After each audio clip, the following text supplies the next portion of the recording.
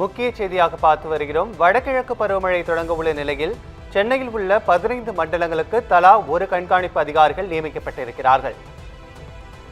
வெள்ளத்தடுப்பு உள்ளிட்ட கண்காணிப்பு பணிகளுக்காக 15 IAS அதிகாரிகள் நியமிக்கப்பட்டிருக்கிறார்கள். பருவமழை முன்னெச்சரிக்கை காரணமாக அதிகாரிகள் சென்னையில் நியமிக்கப்பட்டிருக்கிறார்கள்.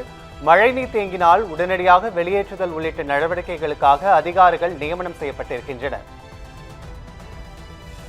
வடகிழக்கு பருவமழை தொடங்க உள்ள நிலையில் சென்னையில் கண்காணிப்பு அதிகாரிகள் நியமிக்கப்பட்டிருக்கின்றனர். சென்னையில் உள்ள 15 மண்டலங்களுக்கு தலா ஒரு கண்காணிப்பு அதிகாரி நியமிக்கப்பட்டிருக்கிறார்கள். வடகிழக்கு பருவமழையால் சென்னை பெரிதும் பாதிக்கப்படும் என்ற சூழலில்